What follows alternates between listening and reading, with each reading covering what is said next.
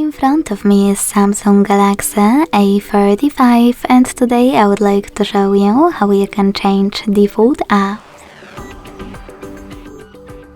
Begin by opening settings and scrolling all the way down to access apps.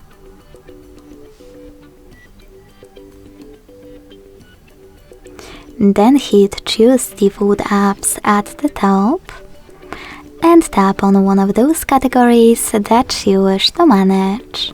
In my case, browser app. Lastly, click on a different app that you wish to apply. And when you finished, go back. As you can see, after that, my default app has changed.